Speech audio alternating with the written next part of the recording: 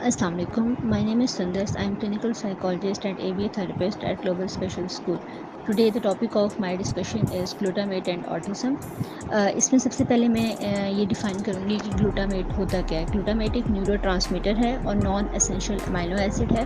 Glutamate एक एक्साइटरी neurotransmitter है जो कि स्टिमुलेट करता है टारगेट सेल्स को और उसके एक्शंस को।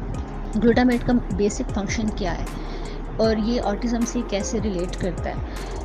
जैसे कि मैंने अभी बताया है कि ग्लूटामेट एक न्यूरोट्रांसमीटर होता है, तो ग्लूटामेट सिग्नल सेंड करता है बिटवीन नर्व सेल्स। जितनी भी हमारी नर्व्स होती हैं उसका फंक्शन है वो सिग्नल्स सेंड करना है। अब इसका जो अनदर इम्पोर्टेंट रोल आ जाता है वो लर्निंग और मेमोरी है। इसके अलावा हमारे गट फंक्शन को इम्प्रूव करता है और हमारी इम्यूनिटी को इम्प्रूव करता है।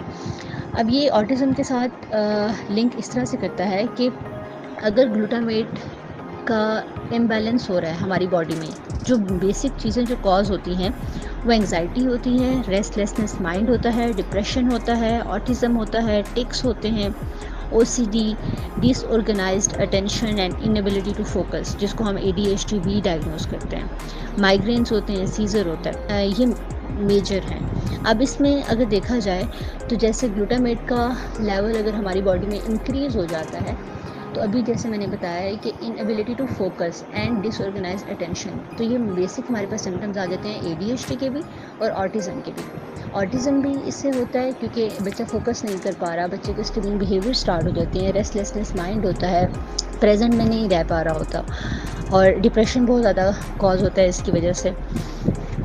अब हम ग्लूटामेट के लेवल्स को मैनेज कैसे कर सकते हैं।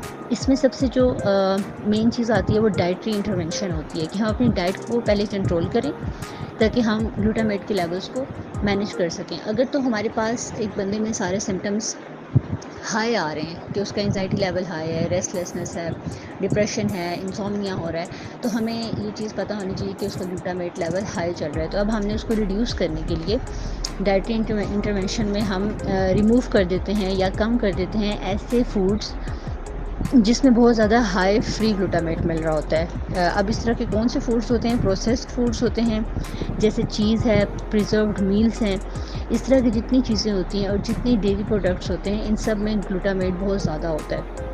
तो उन चीज़ों को या तो हम बिल्कुल 90% 95% रिमूव कर देते हैं या फिर हम 50-60% रिड्यूस कर देते हैं। इसके बाद सप्लीमेंट्स आ जाते हैं।